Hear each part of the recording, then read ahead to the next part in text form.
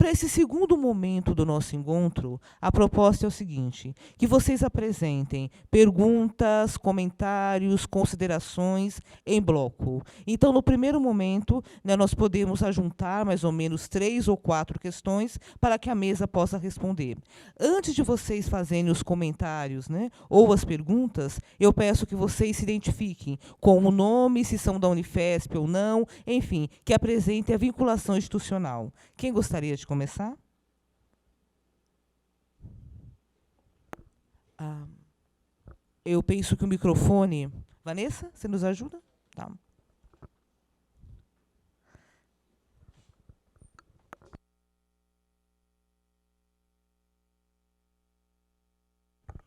Boa noite a todos. Meu nome é Roberto.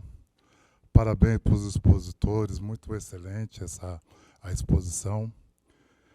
Então, do conjunto que foi dito aí, foi falado, estava pensando assim na condição de ser negro no Brasil, né?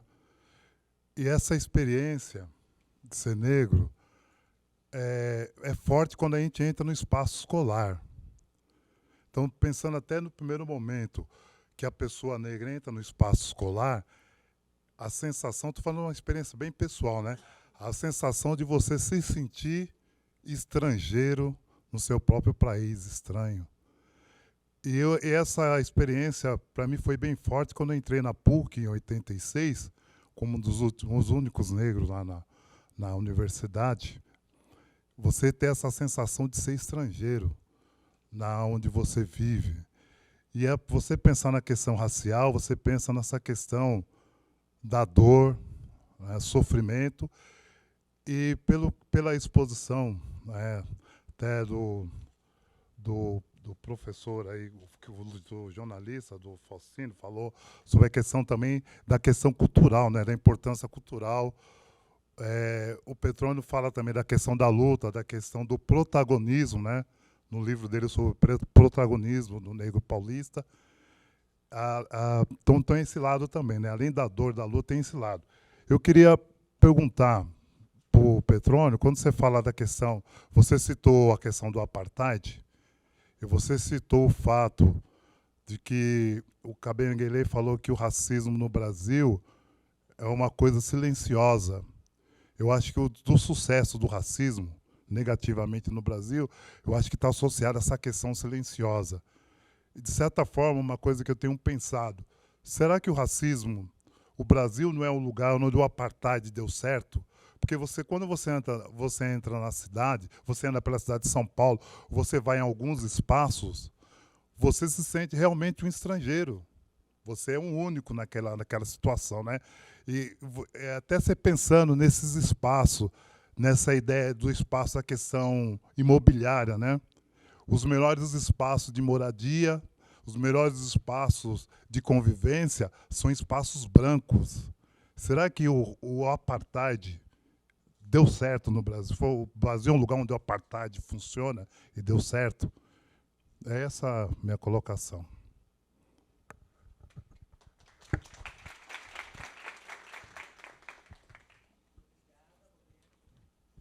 Quem gostaria de fazer a segunda questão?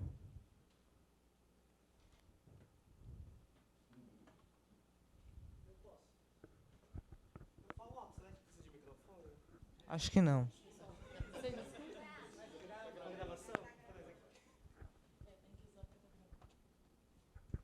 Vamos lá. Boa noite a todos e a todas.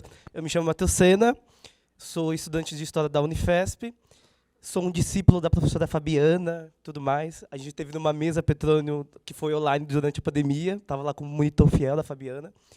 E eu integro o Núcleo Negro. A gente está fazendo agora a parte que a gente é os mais velhos, junto com a Michelle, a Laura, o Bruno e tal. A gente é o mais velho e está tentando fazer esse momento de transição do Núcleo Negro para os mais novos. E aí, quando eu vejo as duas falas, eu entendo que elas se casam extremamente, no sentido do quê? quando a gente vai pensar nessa exclusão que é feita dentro da universidade e há uma crise desse corpo, que é um corpo político, ela é muito atenta quando a gente vai pensar numa realidade muito próxima, que é a própria Unifesp. Eu lembro que, em 2018, o Núcleo Negro ele fez um levantamento de professores negros. A gente tinha um quadro de 211 professores na Escola de Filosofia, Letras e Ciências Humanas e 11 eram professores negros e negras. O que isso vai resultar é um cronograma, uma ementa curricular extremamente embranquecida, eurocêntrica, e o não espelho, né, dos estudantes negros e negras com aqueles doutores que estão do outro lado.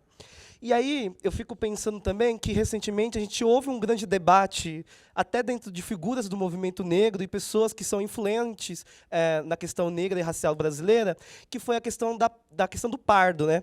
E esse foi um debate muito fervoroso, no sentido que retoma novamente aquilo que tinha visto do movimento negro, algo que já tinha sido, no meu ponto de vista, já superado.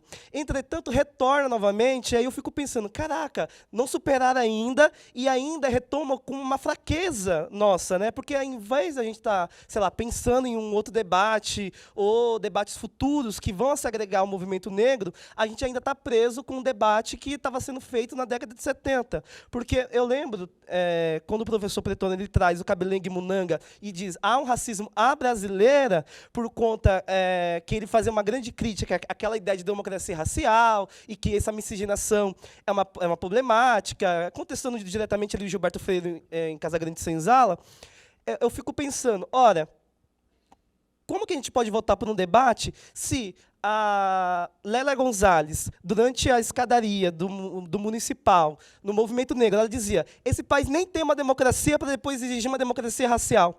Como que a gente que supera, e o movimento negro, que são nossos mais velhos, né? A gente está falando de uma filosofia de terreiro, são os nossos mais velhos, eles em 70, através do MNU, eles colocaram e pautaram, a gente vai unificar os pretos e os pardos. Agora a gente vai ter um movimento que é negro. E aí a gente volta de novo nesse debate, esvazia as pautas do movimento negro, e aí eu fico pensando, meu Deus, imagine Abdias Nascimento, a Lélia Gonzalez, Beatriz Nascimento e outro pessoal do movimento negro que fundaram esses pensamentos, vendo essas movimentações. Então, eu penso também que isso também é uma questão política, por conta do quê? Quando essas pautas são colocadas, e aí o Faustino ele tem uma grande experiência em jornais que a Branquitude coordena, é que não são pautas aleatórias. Eles colocam essas pautas dentro de uma estrutura para se apresentar, para direcionar para um debate e esvaziar as pautas do movimento negro. Acredito eu, pensando aqui nas relações étnico-raciais desse país. E quando eu vejo isso, há uma questão de se pensar que talvez o movimento seja espiralar, né? Que é um efeito sankofa, de um xirê. A gente precisa votar com nossos mais velhos que disseram, porque é o presente, né? Exu matou um pássaro hoje com a pedra que jogou ontem. Então, a gente precisa se movimentar para um passado e compreender o que é esse agora. Questiono, faço a provocação aos professores, para onde que está se destinando esse movimento negro na atualidade? Porque se em algum momento houve uma virada epistemológica feita pela professora Fabiana, feita pelo professor Petrônio, feita pelo jornalista Faustino, mudou literalmente, houve uma virada mesmo. Se a gente está nessa universidade agora, nesse momento, discutindo questão racial, é que esses corpos ele teve um processo de historicidade, ele teve um processo. Então mudou. Mudou também quantitativamente. Então mudou qualitativamente e quantitativamente. Tem corpos negros ocupando aqui. Temos uma professora doutora, e aí eu também não quero cair no perigo da representação única, né? Mas mudou de algum modo. A partir que mudou isso, temos uma nova geração que está entrando, e que a pauta também é aquela do passado, para onde que estamos caminhando no movimento negro? Quais são o futuro? Como que os professores vislumbram? Principalmente aonde se encaixa essa questão do pardo no Brasil. É isso, obrigado.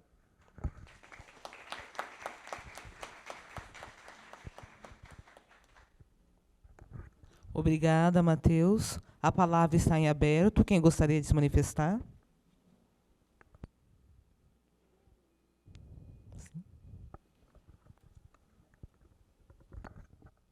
Boa noite. Deixa eu levantar, que eu sou professora, a gente precisa levantar, né? Não sabe falar sentado. Eu sou professora aqui do Departamento de História, meu nome é Elaine, atualmente estou na direção do campus. Então, assim, primeira coisa a registrar, é uma alegria imensa, né, e uma honra, como a Fabiana falou, a gente receber essa primeiro debate da série, né? Então, e de um momento importante, eu também sou da história, eu trabalho com ensino de história, e aqui, ouvindo os personagens, especialmente a partir dos olhares que vocês trazem, né? Então, pensar assim, o que é comemorar o centenário de alguém que passou. Então, passou assim, a gente pensa uma trajetória do século XX. É uma trajetória, e aí que eu queria um pouco que vocês falassem, a partir da provocação do Oswaldo, né? Do humano, né? O que é ser negro no Partido Comunista e depois no partido, ou como próximo ao Partido Comunista, aproveitando que a gente está no debate, né, aqui, da Perseu Abramo. Então, pensar o que é isso e qual que é o papel mesmo do intelectual negro nesse espaço, né? Quando você fala assim, ele não era muito bem-humorado, eu fico imaginando, a gente fica pensando um pouco a estética que a gente tem, inclusive, do Partido Comunista, né? E, do outro lado, do Kabengele, essa coisa, o que é ser intelectual, né, na Universidade de São Paulo, que é uma universidade elitista. E aqui eu quero guardar algumas aspas, tá? Porque eu acho muito perigoso a gente ficar também o tempo inteiro denominando a universidade. A universidade é um projeto em disputa. Né? Gostei muito de ser antecedida pelo Matheus. É isso, né? Isso que nós construímos aqui, essa universidade que nós construímos. E eu tenho muito orgulho de construí-la. Acho que a gente está aqui por causa de uma política pública, né? Como foi lembrado também pelo Bruno. É uma disputa ficar aqui, é uma disputa quem estará aqui, é uma disputa quem são os professores que estarão aqui, né? E a gente faz essa disputa. Então, eu queria entender um pouco, que vocês falassem um pouco mais dessas pessoas como pessoas nos lugares e cargos que ocuparam. E agradeço. Obrigada.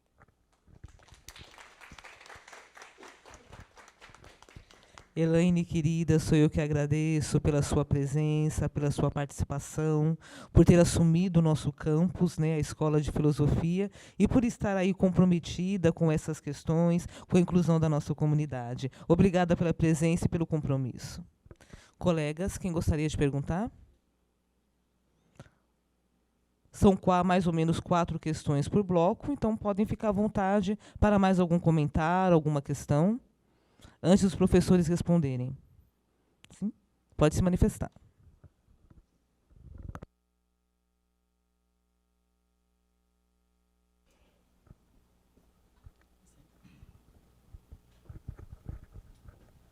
Eu sou José Christian, aqui do Campo de História, daqui da Unifesp, e eu queria falar sobre como que o racismo ele se aplica com essa mídia sudestina, que muitas das informações acabam sendo focadas só nesse campo eixo São Paulo, Minas e Rio de Janeiro, sendo que o estado mais preto do nosso país quase não aparece na mídia. Quando aparece na mídia é por causa de uma polícia que está matando muito, mesmo que seja de um partido que a gente dita hoje como de esquerda, que é um dos estados mais negros do nosso país. Eu queria falar com o nosso amigo jornalista e o professor, como que esses corpos pretos não conseguem tanto furar essa bolha e entrar para essa discussão desse eixo São Paulo, Rio, das informações, se possível.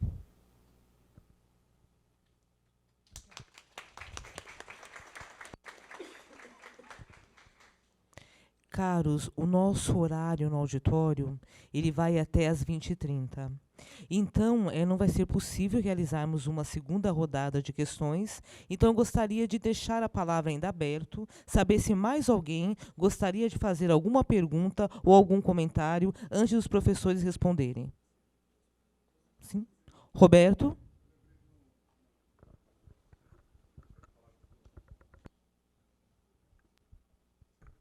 Eu esqueci de comentar que eu sou aqui da Unifesp, eu comecei esse ano como doutorando, orientando da professora Fabiana. Esqueci de comentar isso. Eu lembrei da fala do jornalista Oswaldo Falsino sobre a questão de você se ver. Na década de 70, a gente não se via, a gente, quanto negro, a gente não existia na sociedade. Então você ficava até em dúvida, né? Porque tudo que aparecia na mídia, majoritariamente eram pessoas brancas, né? E você não se via. E quando você se vê, é sempre numa posição negativa. Eu queria lembrar disso, que ele citou essa questão da pessoa se olhar e se ver. Eu queria relembrar esse fato que eu achei bastante significativo.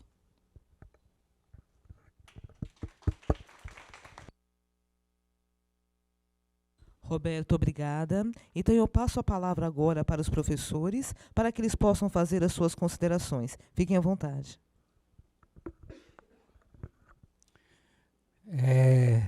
Eu começo assim, o Petrone encerra com esse brilhantismo que é maravilhoso. Sobre essa coisa do apartheid, a primeira pergunta que você fez, e sobre o se ver, eu tenho a seguinte impressão, não vou dizer que é certeza, porque eu teria que apresentar estatística, né? Eu estou dando uma de Delanhol, né? Eu tenho a convicção, mas não tenho a prova. Mas, se a gente olhar bem, o que é normal na sociedade brasileira? Quem é normal? Normal é o homem, ou seja, normal é ser do sexo masculino, branco, de preferência rico, e tomar a iniciativa de estar na frente e dominar. E ser hétero, né? Ou seja, isso é normal. Tudo mais é anormal. Mulher é anormal, homossexual é anormal, negro é anormal, indígena é anormal, né? Então, o modelo que se inventou é esse modelo. Um modelo para o sucesso. Homem, hétero, branco, rico e sei lá o que mais, né? Com disposição para passar por cima de todo mundo. Isso é normal. Então, quando qualquer atividade que a gente faz, que não é essa, que é na contramão, é anormal. Então, a gente tem visto, ultimamente, muitos protestos da forma com que a polícia chega nas periferias. Muito, né? Acontece que nós somos os suspeitos oficiais, né? Você é o suspeito. Na década de 30, você estava voltando do samba, levando o seu pandeiro, ou sei lá, o seu tamborim, e a polícia se sentia no direito de te abordar, de te bater. Acho que não matavam como matam hoje, mas e furar o instrumento. Então, quando a gente vê alguém invadir um terreiro e furar os atabaques, a gente não estranha, porque era isso nós éramos os anormais. Os meus antepassados eram anormais. O normal era ser senhor. Né? O normal era esse. Não era nem ser assim, era ser o senhor. Né? O normal era ser o senhor. Assim, era... Né? Até hoje, nos casamentos, não é? A mulher não tem que obedecer, amar, obedecer e sei lá o que mais o marido. A gente vê essas coisas e ri, porque, gente, nós estamos no século XXI, né? A gente tem essas pessoas brilhantes, essas pessoas do sexo feminino brilhantes, fazendo coisas, grandes estudos, grandes realizações. Sônia Guimarães, lá no ITA, né? Aquela negra de cabelo louro, né? Essas pessoas são brilhantes, mas elas não são normais. O normal é outra coisa. O normal é outro padrão. Eu acho que aqui, possivelmente, aquele padrão lá não está aqui. Então, nós somos uma sala, um auditório de anormais. Agora, de qualquer forma, me lembra como você escreveu a pergunta dele? Eu preciso pegar foto. É duro. Gente, não envelheça. Morram jovens. Onde ficam os pardos? Onde ficam os pardos? Essa discussão, que a tal do colorismo, ela é terrível, né? Ela é terrível, porque quando eu falei para vocês que no Rio de Janeiro tem a Irmandade de Nossa Senhora do Rosário dos Homens Pardos, né? Também tem a dos Homens Negros. Primeiro tem que entender como é que nasce a Irmandade do Rosário dos Homens Negros, né? Ou seja, ela nasce...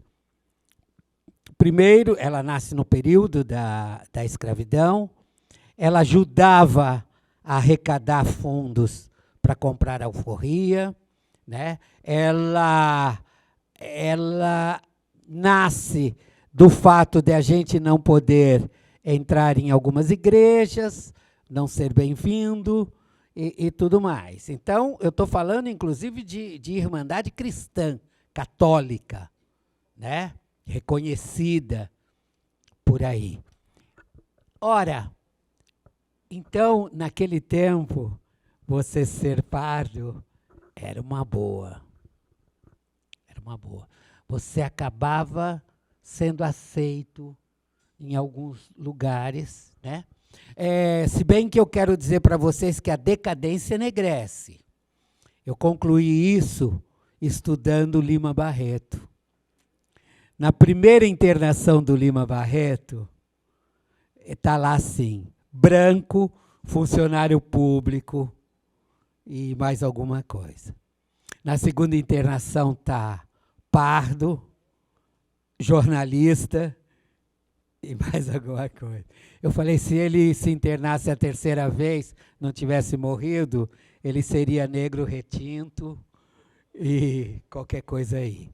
Ou seja, essa é a história, a normalidade. Então, o pardo é um drama porque ele acaba não sendo aceito pela sociedade branca, mas também é visto como um privilegiado pelos negros retintos. É visto como.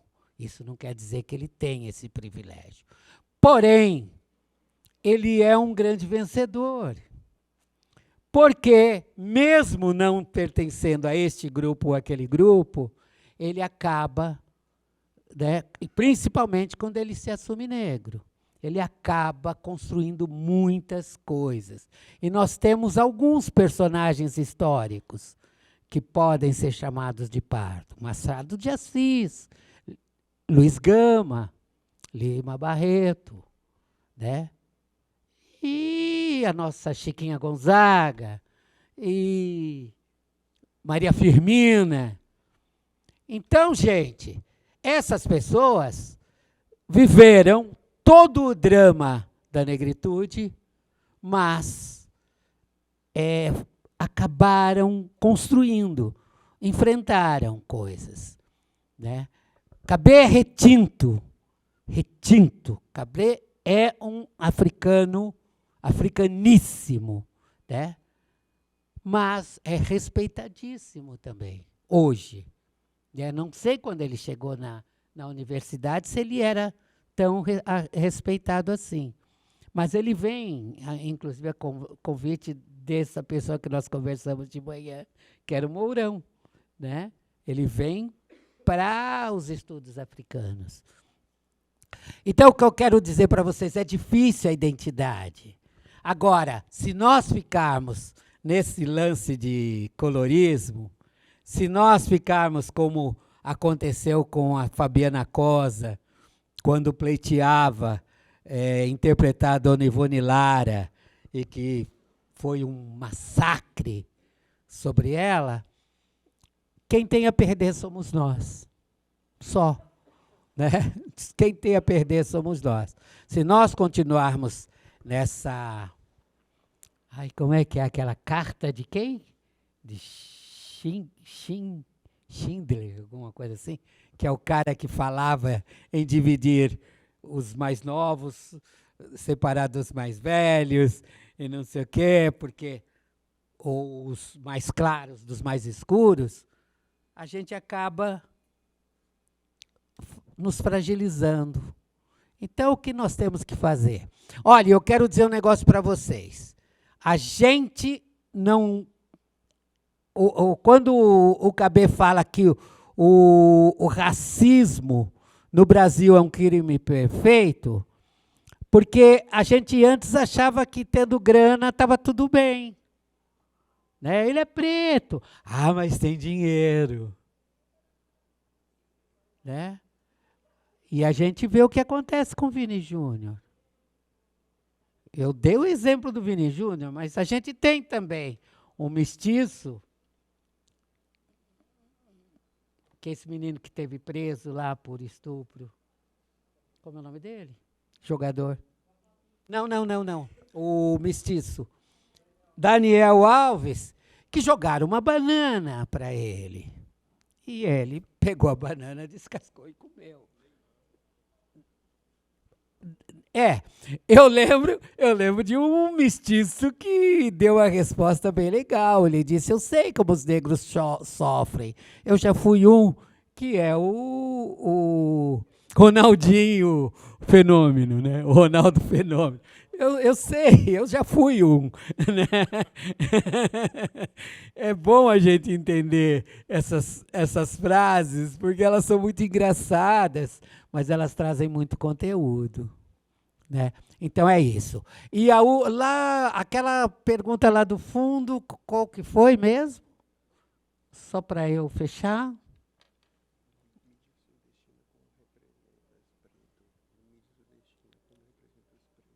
Como representa? Ah, tá. Bom, eu já tinha falado como é que a mídia vê a questão racial, né? Como vê. Aliás, eu trabalhei durante um período da minha carreira fazendo reportagem policial. E aí, que foi a minha escola de sociologia. Né? Eu entendi essa sociedade fazendo reportagem policial. E aí, eu me lembro que tinha um cara, e aí, agora eu vou ser dedo duro, um cara chamado Zaqueu Sofia, que era repórter da Jovem Pan, e que sentava na sala de imprensa do meu lado. E aí ele falava assim, a polícia prendeu uma quadrilha, tem... Como é que é? Tem 3 chefes e um da corzinha. Né? Então, ele deixava, e ele falava isso com a maior naturalidade. E ao meu lado, eu achava que era provocação e eu falava, não vou entrar no jogo dele, né? Mas ele fazia isso porque ele estava no ar na Jovem Pan, dando essa notícia. E ele falava da corzinha, né? Então, é isso.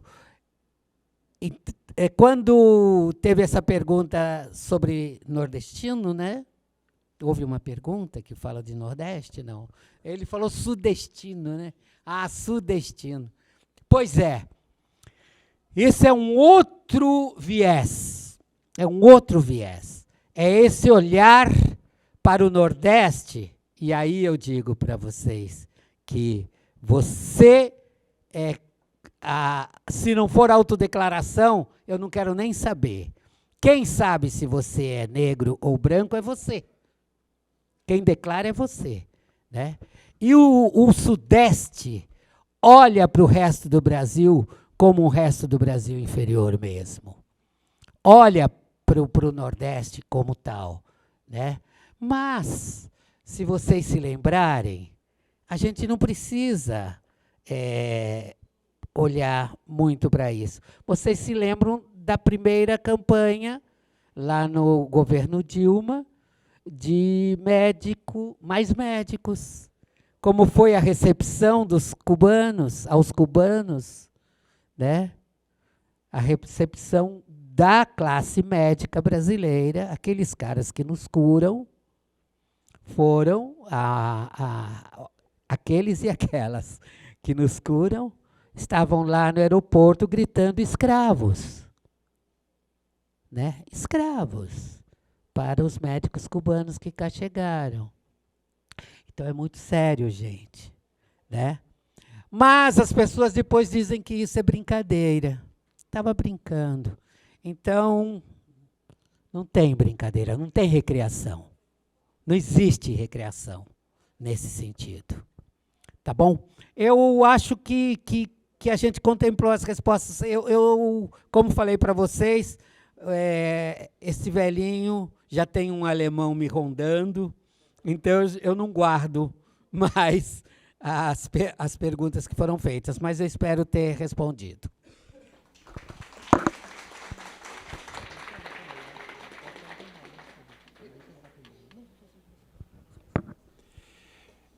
Então, também respondendo aqui em bloco, né, porque as perguntas foram feitas em bloco, ainda que eu queira agradecer aqui nomeadamente os autores das perguntas, Roberto, Matheus, professora Elaine, mas eu vou buscar responder em bloco. Uma das perguntas é: o racismo à brasileira foi um apartheid que deu certo, né? Eu vou responder a partir do que pensa Kabengele Munanga, eu diria que insight que ele teve de definir que o racismo brasileiro ele é um racismo de crime perfeito, né? Nesse mesmo texto ele vai argumentar que definitivamente quando ele está fazendo, né, comparação com o modelo racial estadunidense, modelo de racismo sul-africano, ele não está buscando aferir qual o racismo ele é mais ou menos perverso, tá? Qual racismo é mais brando e qual racismo ele é mais draconiano.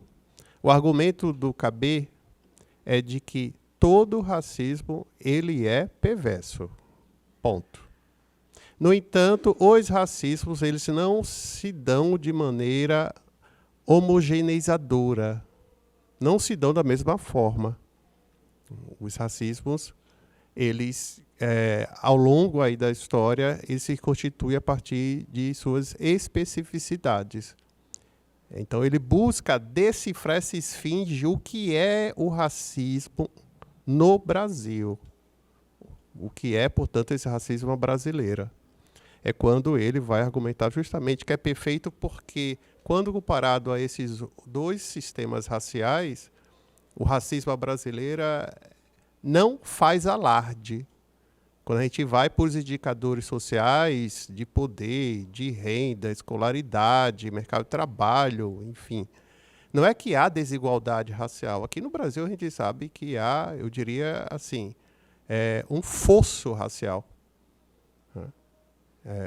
Por exemplo, quando comparado o nível de pessoas que acessavam a universidade, curso superior em universidades públicas, quando comparável com o número de pessoas que acessavam ao ensino superior, pessoas negras no Brasil e da África do Sul, da época do apartheid, incrivelmente, no Brasil, menos pessoas negras acessavam ao ensino superior.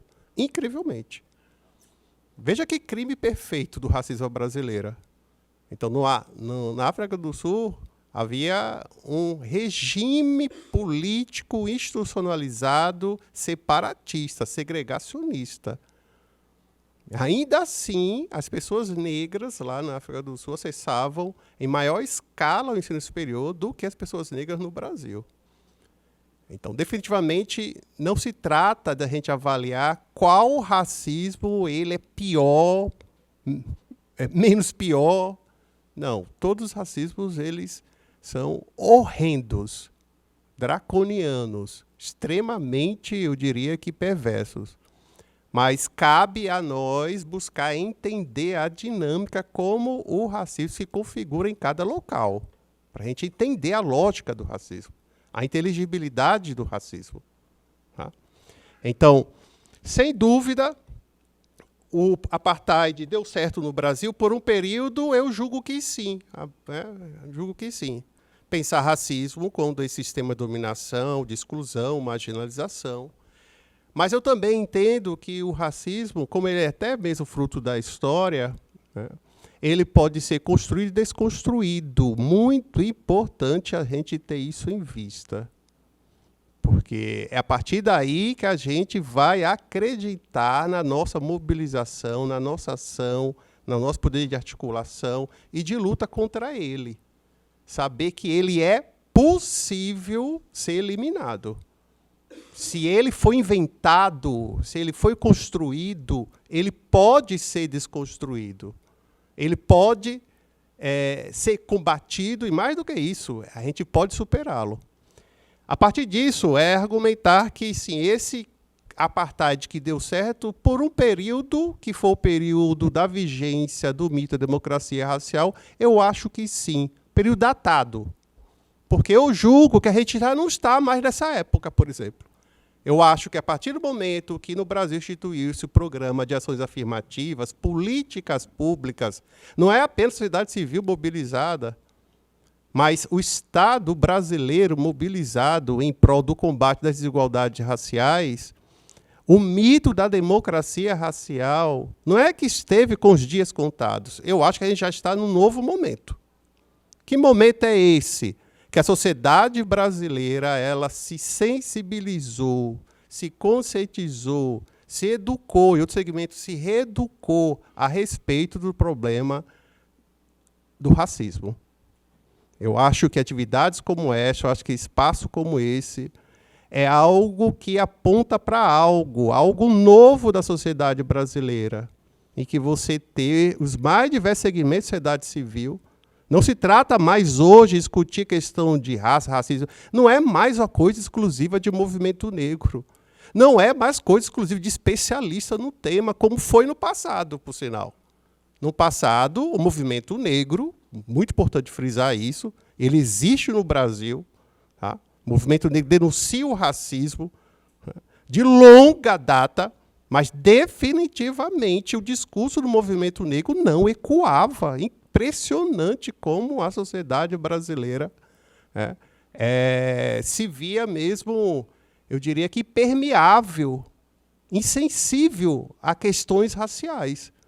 Então a gente percebe que esse movimento negro, né, que falava sem audiência, né, que esse movimento negro que denunciava o racismo e a sociedade civil negligenciava, o Estado brasileiro omisso, essa sociedade brasileira mudou, gente. Nós estamos numa transição. Está em curso uma revolução silenciosa.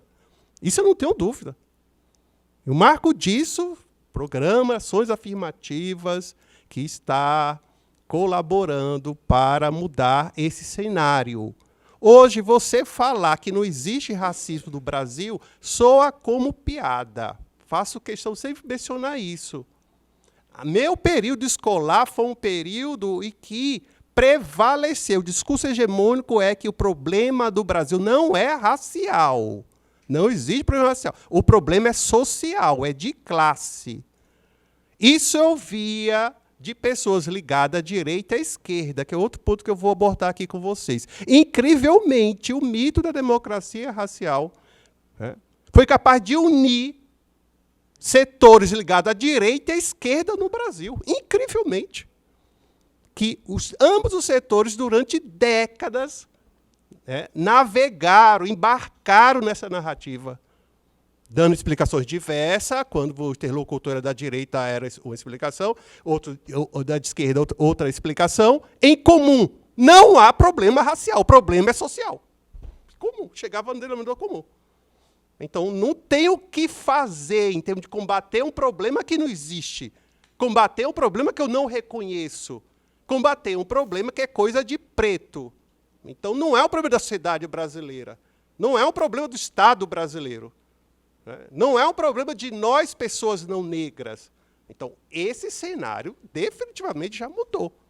Hoje, você falar que não há problema racial no Brasil, você, obviamente, vai ser tomado como objeto de piada. Ninguém vai lhe levar a sério. Então, a gente está em que momento? O que eu venho chamando, inclusive, de momento pós-democracia racial. Eu estou me convencendo cada vez mais disso. Né? Já que a gente não está mais na época da democracia racial, que época é essa que a gente se encontra? Já não é mais do apartheid que deu certo.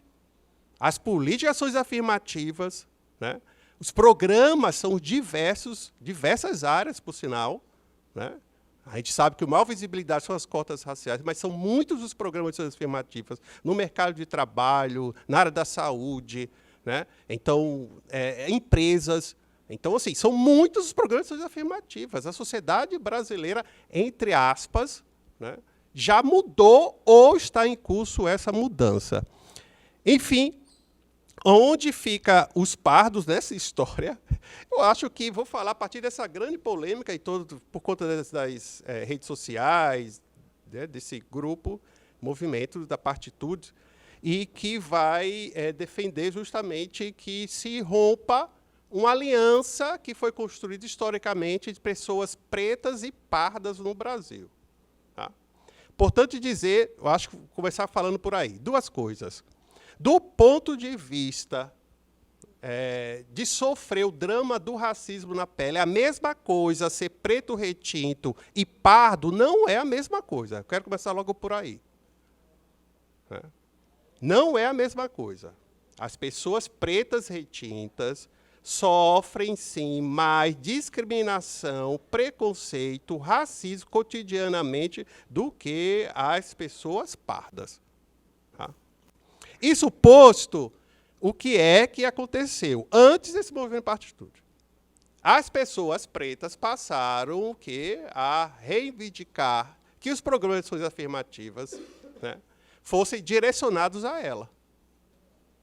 Então, concretamente, antes da polêmica da Partitude, uma polêmica que precede e continua é a polêmica em torno das bancas de heteroidentificação de cotas raciais de acesso às universidades. É uma polêmica que eu acompanho, não é de hoje. Essa polêmica já vem lá de trás. E eu acompanhando, posso afirmar categoricamente, só vai aumentando a tensão. Tensão como assim? Entre as pessoas negras. Está aumentando a tensão. Por quê? Porque as pessoas pretas, categoria, para usar a categoria, né, de raça e cor do IBGE, que opera com 5 categorias, pretas, pardas, brancas, amarelas e indígenas. Tá? Então, a partir dessa categoria, as pessoas negras vêm reivindicando que as cotas raciais sejam voltadas, algumas prioritariamente para ela e outras exclusivamente para elas. Exclusivamente para ela.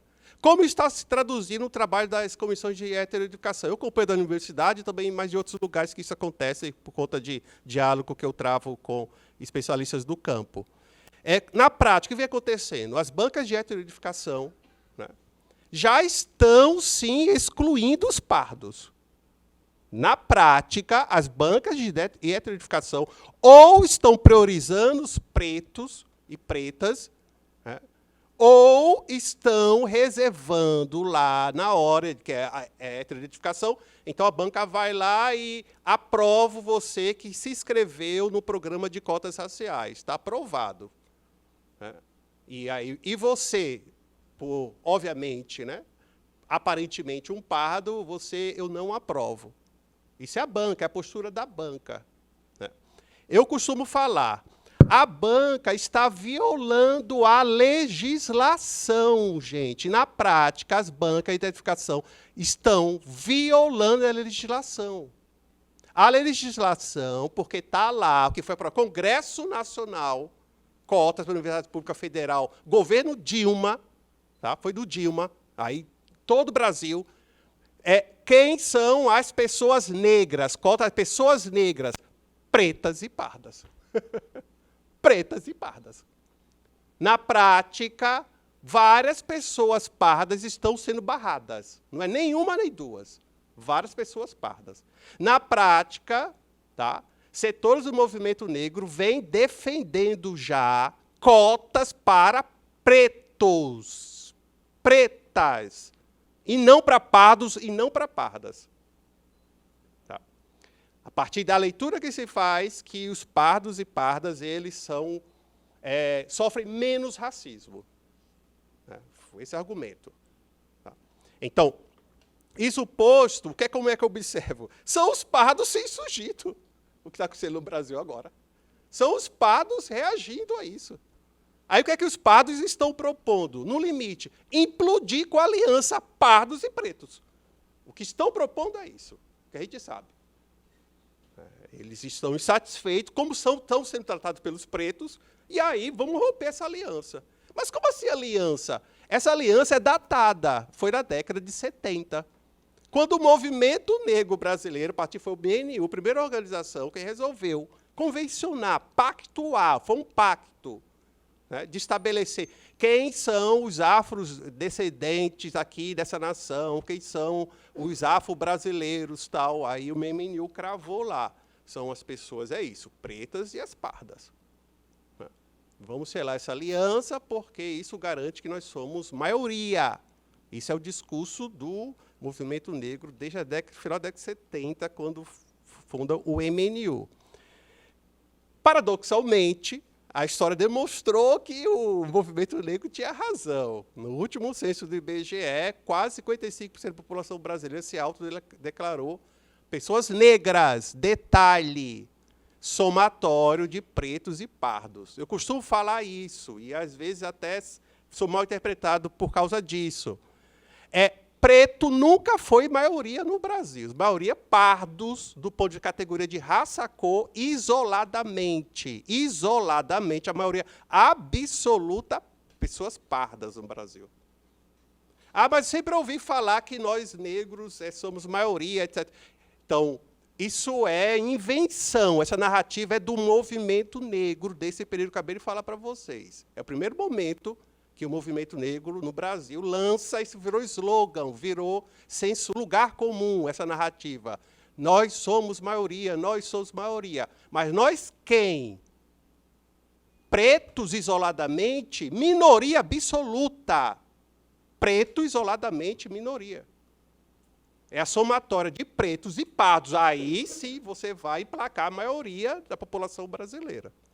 Então, o que eu estou querendo chamar a atenção para vocês que o movimento negro, estrategicamente, sabiamente, politicamente, resolveu unificar a categoria pretos e pardos e operar com esse termo, que é a autodeclaração, autodefinição, autonomeação do próprio movimento negro. Movimento negro. Não é movimento preto, não é movimento pardo, é movimento negro. Tá?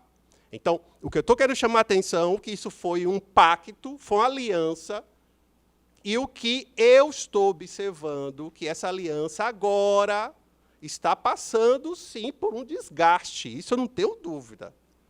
Desgaste, de um lado, provocado por conta das políticas de ações afirmativas, cotas raciais, primeira insurgência, os pretos se insurgindo contra os pardos. Tá? Há, de fato, essa insurgência. Há essa tensão, sim, dada, já está instaurada. Tá? E, por outro lado, os pardos reagindo. Os pardos reagindo. Que é esse movimento bem atual que está polemizando mesmo o debate, né, da partitura. Então, eu quero encerrar falando rapidamente desse negro que está no Partido Comunista e, o outro lado, esse professor africano que está lá, que tá lá na USP. Então, no caso, o Clóvis Moura, né, ele militou durante décadas no Partido Comunista do Brasil, e aí depois ele, enfim, rompe e vai participar de maneira não orgânica, né, não como membro afiliado, mas de uma maneira como simpatizante do PCdoB. Mas o que eu quero chamar a atenção é que não é novidade a presença de pessoas negras no Partido Comunista no Brasil. Na verdade, essa presença se deu desde sempre. O Partido Comunista foi fundado em 22, E já na primeira década de fundação você tem aí presença de pessoas negras, quantitativamente de maneira minoritária, mas também já de maneira destacada. Eu quero lembrar aqui para vocês que o primeiro candidato a presidente da República do Partido Comunista do Brasil, na época era assim como se nomeava, PCB, foi o Minervino de Oliveira, que lançou o candidato em 1930. Ele era negro do Rio de Janeiro.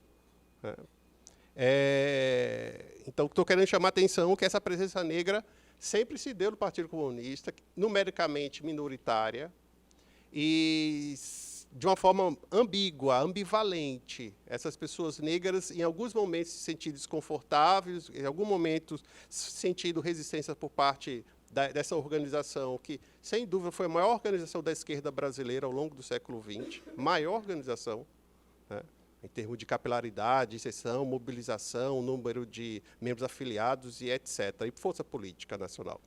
Então, mas, por outro lado, foi um espaço que essas pessoas negras também, algumas delas se sentiram acolhidas. Que sentido? Em termos de seu programa, em que sentido? De sua pauta, sua agenda. Então, se sentiram mais acolhidas no sentido de ter mais abertura para debater a questão racial da esquerda, partido de esquerda. Foi o caso do Clóvis Moura. Clóvis Moura tinha crítica a PCB, enfim. E, no entanto, ele entendia que era a melhor alternativa para ele e todos os negros dessa nação. Cerrar fileiras, um partido, tá, que tinha por perspectiva a transformação da ordem vigente. Era esse o partido que tinha que estar enfronhado, participando e intervindo, atuando em prol de ganhar a hegemonia interna e fazer com que esse partido enxergasse esses ativistas negros, esses militantes negros, e inserisse em seu programa a perspectiva também do combate ao racismo, não de maneira episódica, isolada, mas de maneira estratégica. Inserir o debate racial, inserir a luta antirracista na Revolução Brasileira, na estratégia da Revolução Brasileira. Então, esse é um Clóvis Moura que acreditou, sim, que a alternativa para se vislumbrar o fim do racismo no Brasil passava por você estar militando, e mais do que isso, né, fazendo com que a esquerda abraçasse também a causa, né, a causa racial, no caso. E esse professor Kabengele, né, que está lá na USP, importante frisar isso, durante algum tempo, ele foi professor do Departamento de Antropologia, algum tempo, eu lembro dessa época, por sinal, o slogan era assim que, enfim, mais ou menos assim, era uma coisa subreptícia, mas a gente sabia que existia isso. Não há racismo na USP, está vendo? Veja o Departamento de Antropologia, tem um preto, inclusive africano. Ele foi usado, Kabé foi usado para legitimar o mito da democracia racial. Ele sabe disso. Isso sempre gerou desconforto para ele, diga-se passagem. Né? A leitura não era, veja que aberração, só tem um professor negro no departamento. Veja que coisa esdrúxula, né? Num sistema racial que se arvora democrático, da democracia racial. Veja que maior contradição. Não, a leitura era o inverso. Veja, nós não só somos democráticos, mas abrimos espaço para um africano. Veja como nós somos democráticos. Então, eu quero dizer que isso gerou desconforto para ele, e eu acho que o Kabé, de uma maneira muito astuta, ele buscou, sim, se equilibrar. Em que sentido? Que sentido de que ele realizava as pesquisas dele, realizava os estudos, publicações dele e tal, ciente que ele estava definitivamente, diria que, na franja do pacto da branquitude. Isso ele já estava muito consciente disso. Mas eu acho, conhecendo o Kabé, que ele também sempre esteve muito consciente, né, que aquele também era o lugar dele. Por isso que, obviamente, ele nunca recuou, né? Pelo contrário. Ele se destacou a partir desse campo de especialização dele, ele conquistou, sim, respeitabilidade, reconhecimento, a partir, obviamente, de sua produção, né, e sempre buscou conjugar de maneira equilibrada que a luta antirracista tem que se dar no plano cotidiano, que esse plano cotidiano ele é politizado o tempo todo, esse plano cotidiano, mas a luta antirracista tem também que se dar no plano epistêmico. A luta antirracista também tem que se dar nesse espaço da universidade, no processo de construção, reconstrução dos conhecimentos que nunca são dados, são construídos. Então, o KB também estava consciente que ele tinha que dar uma batalha ali, ainda que numa correlação de força desfavorável, ainda que ele consciente que às vezes ele for usado, né, ele estava muito ciente de que aquele também era o lugar dele, né? Então, eu só encerro aqui, só para agradecer, viu, Fabi?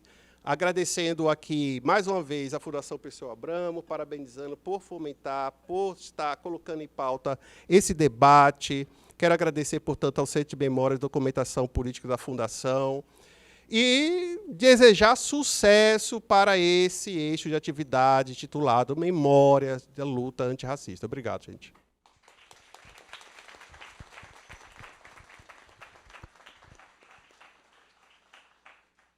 Caros, por conta do adiantado da hora, nós vamos nos encaminhando para o encerramento dessa atividade.